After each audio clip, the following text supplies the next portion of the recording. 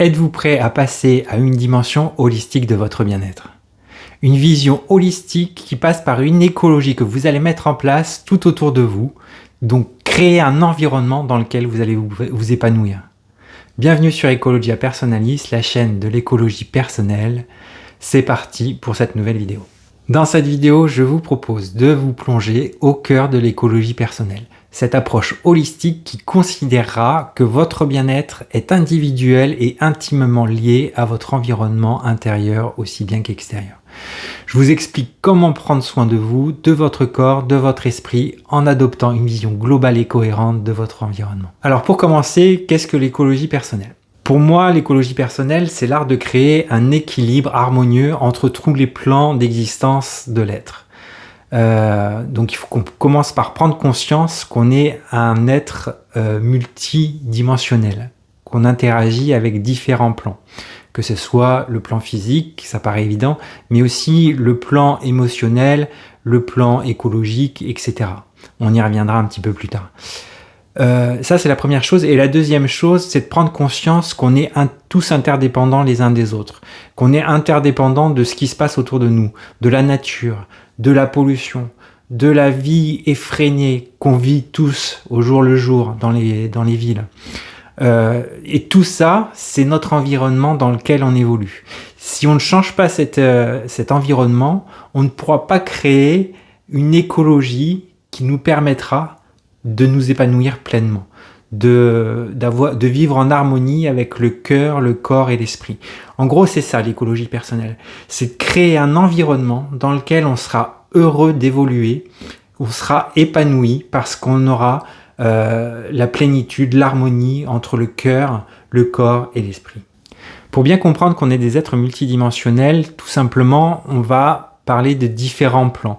On en décompte en général 7 au total, 4 qui nous sont propres et 3 qui sont plutôt externes. Donc le premier plan, évidemment, c'est le plan physique, c'est les interactions qu'on a physiquement avec ce qui nous environne. Ensuite, on a le plan mental qui est beaucoup sollicité avec tout notre environnement des réseaux sociaux, l'attention qui est sans arrêt sollicitée, les notifications, etc. On a le plan émotionnel où là encore on est hyper sollicité parce qu'on est obligé de garder nos émotions pour nous, ne pas les exprimer parce qu'on ne veut pas faire de la peine à un tel ou à un tel. Donc ce plan-là est très important aussi.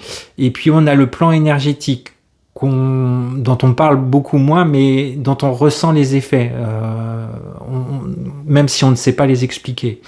Et puis après, pour tout ce qui est extérieur, on a le plan socio-culturel, c'est-à-dire que c'est nos liens avec les autres. Après, on a le plan environnemental, c'est là où on va avoir tout ce qui est climatique, les changements, les changements climatiques, la météo, les changements de saison surtout. Voilà, ça fait partie du plan environnemental. Et enfin, on a le plan spirituel, où là, on va effectivement, même si c'est propre à chacun, où on va se poser la question de notre rôle dans ce monde, dans le rôle qu'on a à jouer dans cette vie, quel est le but de notre vie, où là on est un peu plus sur quelque chose de très intime, mais qui au final est en lien avec tout le reste. Voilà, donc c'est les 7 plans sur lesquels on va jouer pour mettre en place un environnement qui nous permettra d'avoir une écologie personnelle qui soit harmonieuse et qui nous permette d'être heureux. Maintenant qu'on a vu ce que c'était que l'écologie personnelle, voyons comment on peut agir concrètement sur cette écologie, sur cet environnement. Et pour moi, on va décliner 4 piliers différents. Premier pilier, c'est prendre soin de son corps. Prendre soin de son corps, c'est-à-dire bien se nourrir, se bouger, faire de l'activité physique, se reposer et avoir une connexion à la nature, avoir un lien à la nature. Le deuxième pilier, c'est de cultiver son équilibre mental et émotionnel.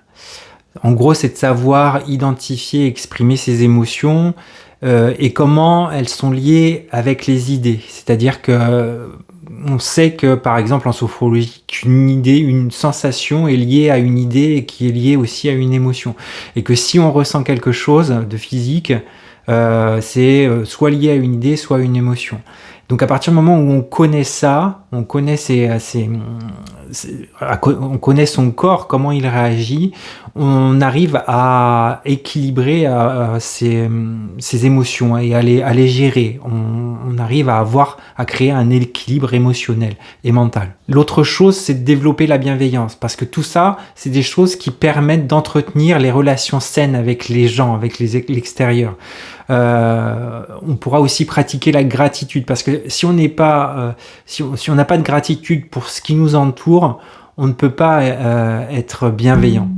Donc c'est vraiment très important. On identifie, on expérimente ses émotions pour pouvoir mieux les gérer. On pratique la gratitude pour savoir pourquoi on est heureux d'être là, et on développe ensuite la bienveillance. Parce que sans ces 3 piliers, on ne pourra pas avoir de relations saines avec les autres.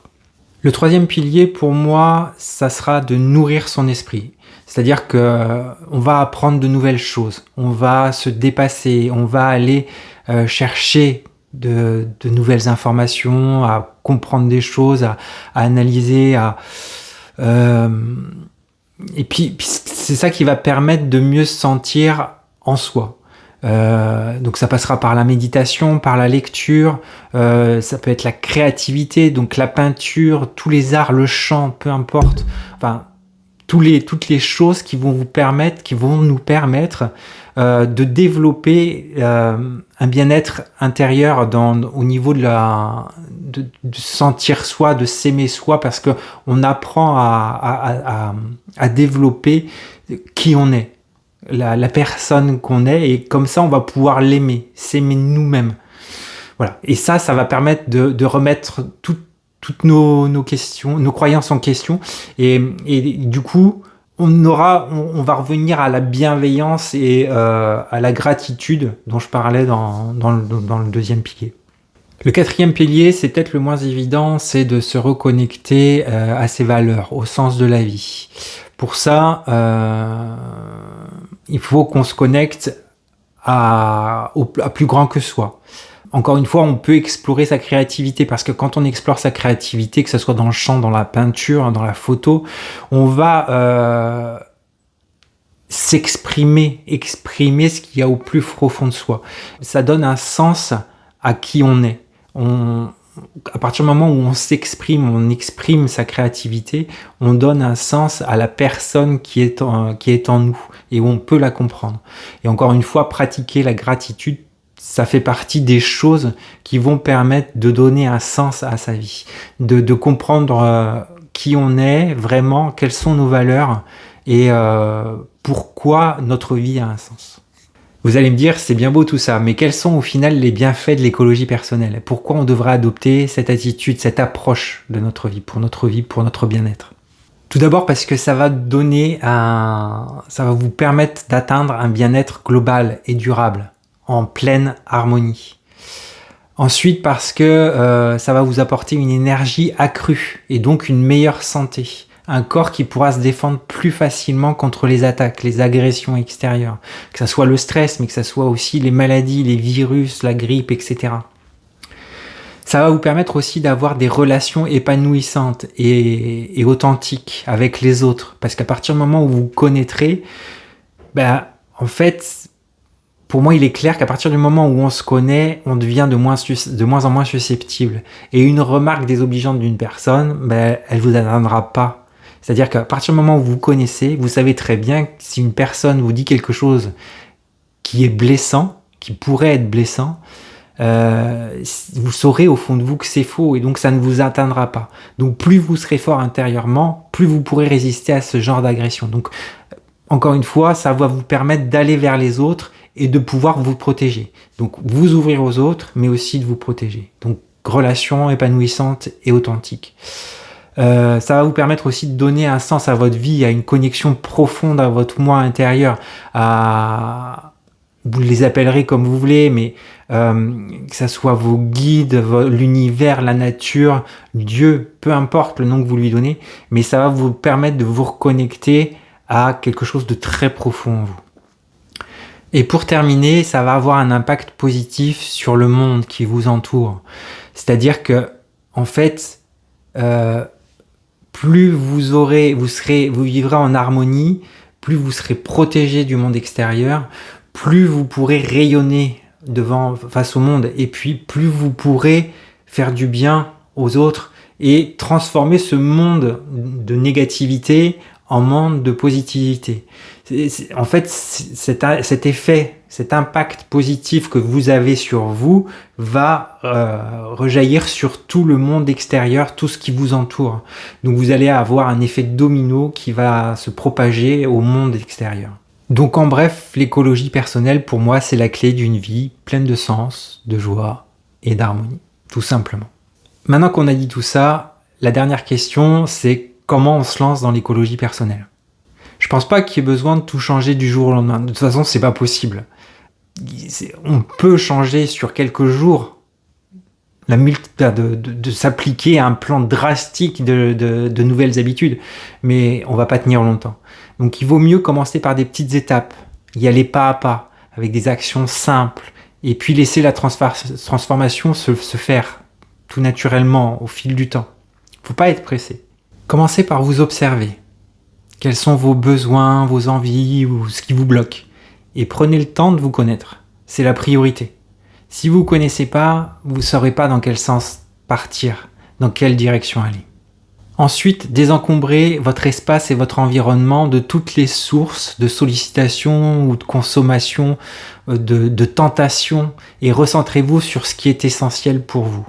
Donc c'est pour ça qu'il faut déjà vous connaître, pour pouvoir ensuite passer à cette étape-là. Troisième étape, prendre soin de votre corps. Donc ça passe par l'alimentation, une alimentation saine, une activité régulière, 30 minutes de marche par jour. Puis bien sûr, il faut aussi se reposer, dormir suffisamment pour pouvoir repartir sur une bonne journée bien fraîche. Quatrième point, cultiver des relations positives. Entourez-vous de personnes qui vous soutiennent, qui vous inspirent. Et apprenez à communiquer avec authenticité. Soyez vous quand vous parlez avec ces personnes. N'essayez pas d'être quelqu'un d'autre. Vous n'avez pas besoin de jouer un rôle. Vous avez juste besoin d'être vous pour être authentique et pour avoir des relations avec ces personnes qui soient vraies. Pour terminer, connectez-vous avec la nature. Passez du temps à l'extérieur. Allez écouter le chant des oiseaux, le bruit du vent, les vagues, le bruit de la mer. Passez du temps dans la forêt, sentez les odeurs de la forêt, la terre, l'humus, la sève de pin. Cultivez un jardin, ne serait-ce que quelques plantes en pot sur le bord de la fenêtre ou sur une terrasse. Bref, essayez de vous reconnecter au son de la nature, aux odeurs, à la luminosité de la nature, le soleil, la lune aussi. Tout ça, ça va vous permettre de retrouver un rythme circadien qui soit en harmonie. Parce que tous nos sens sont connectés à la nature. On ne peut pas se déconnecter de la nature, sinon on ne vit pas. Bref, pour terminer, l'important, c'est de trouver ce qui résonne en vous. Ce qui vous apporte de la joie, de l'épanouissement, ce qui vous fait vibrer.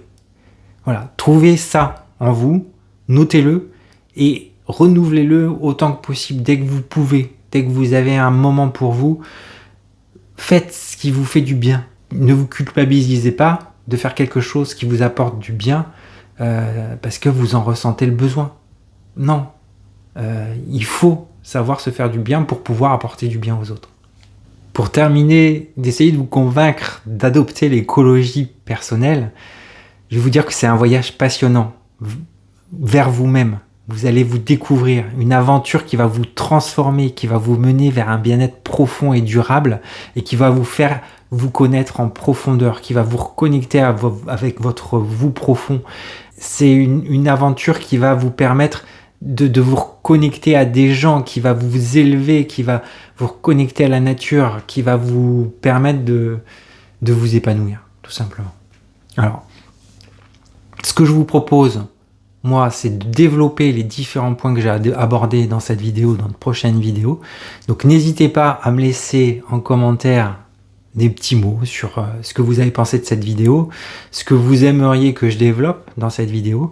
Et puis je pense en faire toute une série qui va vous permettre de voir plan par plan d'existence comment on peut mettre en place une écologie personnelle qui va vous permettre d'avoir une harmonie de soi profonde, durable, encore une fois. Merci d'avoir regardé cette vidéo, du temps que vous avez pris pour regarder cette vidéo. Je vous en suis profondément reconnaissant. N'hésitez pas à laisser un petit pouce bleu, de me laisser, comme je vous l'ai dit, un commentaire. Ça fait marcher la chaîne et ça permettra de partager à d'autres personnes. N'hésitez pas non plus, vous, à partager vous-même cette vidéo à d'autres personnes pour les faire découvrir si vous trouvez qu'elle en vaut le coup. Je vous remercie profondément du fond du cœur et je vous dis à très bientôt sur Ecologia Personalis.